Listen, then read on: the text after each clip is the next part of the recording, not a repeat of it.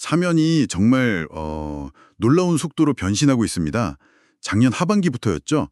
여러 기업을 아주 공격적으로 인수합병, 그러니까 M&A를 하면서 로봇이랑 자율주행 기술들을 막 확보했잖아요. 네, 그렇죠. 이걸로 기존 자동차 부품 사업 넘어서 모빌리티, 또 방산, 로봇 플랫폼까지 엄청 빠르게 넓히고 있어요. 네, 그 M&A 행보가 상당히 공격적이긴 해요. 특히 그 모터, 제어기, 감속기 기술, 이쪽에 강점이 있고요.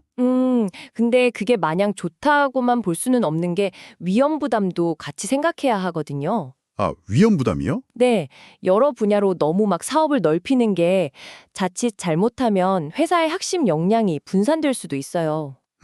특히 모봇 분야는 M&A로 이제 막 발들인 거잖아요. 그리고 주력이라고 할 수 있는 모빌리티 쪽, 거기서 제대로 매출이 나오려면 내년 하반기, 그러니까 2026년 하반기는 돼야 한다는데 시간이 좀 걸리죠. 아, 그 시간차가 좀 있긴 하네요. 네, 단기적으로 성과 내야 한다는 부담은 없을지 그것도 좀 봐야 하고요. 그래도 모빌리티 쪽을 자세히 보면요.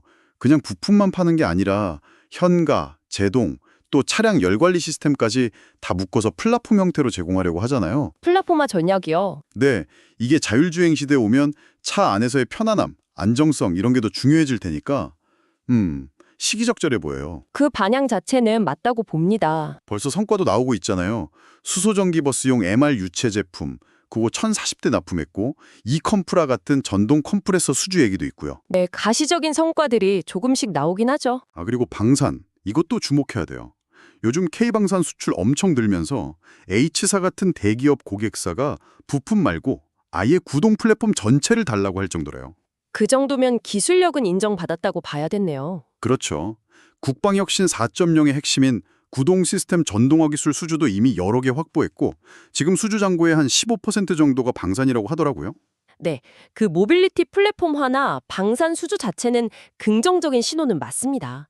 그런데 아까도 말했지만 모빌리티 매출이 본격화되는 게 2026년 하반기라는 거. 이게 계속 좀 마음에 걸려요. 시간이 좀. 네. 최근 수주가 늘었다고는 해도 그전 한 3년에서 5년 정도는 수주가 좀 부진했잖아요.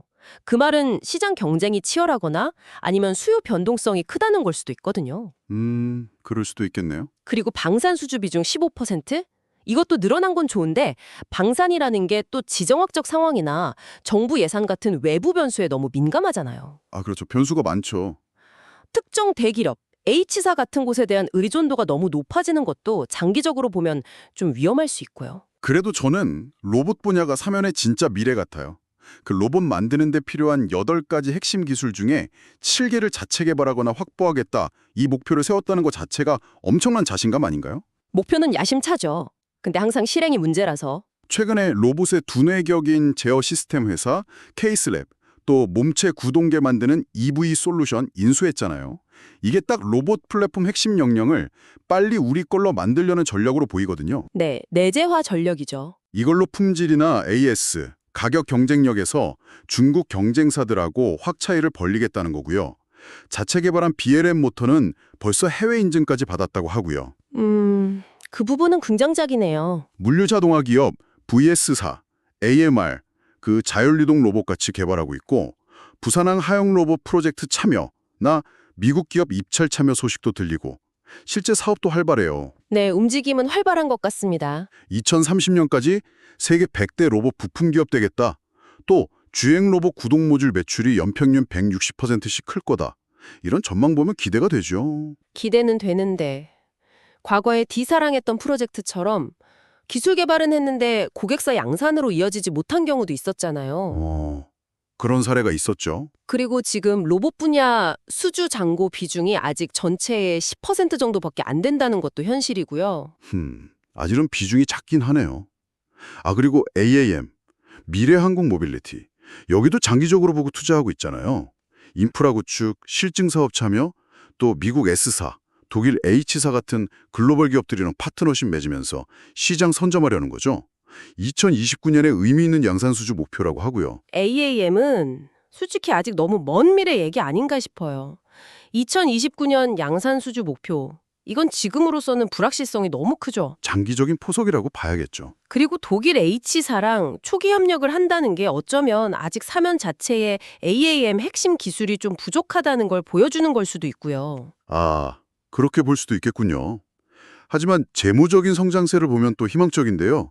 작년 3월 IPO 때 1조 원이었던 수주 잔고가 그동안 매출로 나간 1천억 원 빼고도 올해 말에는 30에서 50%더 늘어날 걸로 예상된대요. 수주 잔고 증가는 긍정적이네요. 이미 2020년부터 4년 동안 연매출이 2배 늘었고 앞으로 5년 안에는 여기서 또 3배 성장을 목표로 한대요. 5년에 3배요? 상당히 공격적인 목표인데요. 네, 기존 사업뿐 아니라 방산, 로봇, AAM 같은 신사업 성과가 이제 반영될 거라는 기대감이 있는 거죠. 특히 모빌리티 수주 물량이 2026년 하반기부터는 진짜 매출로 이어질 거고요. 그 5년 3배 성장이란 게 결국 로봇이나 AAM처럼 아직 검증 안 된 신사업 성공에 너무 크게 기대는 거 아닌가 싶어요. 신사업 비중이 크긴 하죠. 수주 잔고 늘어나는 건 좋은데 아직 확정 안 된 계약도 많을 거고 결정적으로 주역인 모빌리티 매출이 나오려면 아직 1년 반 넘게 남았다는 거? 이게 계속 리스크라는 거죠. 이런 불확실성이 지금 기업 가치에 제대로 반영됐을까요? 글쎄요, 좀 신중하게 봐야 할 것 같아요. 네, 사면의 기술력이나 미래 비전 정말 흥미로운 점 많습니다.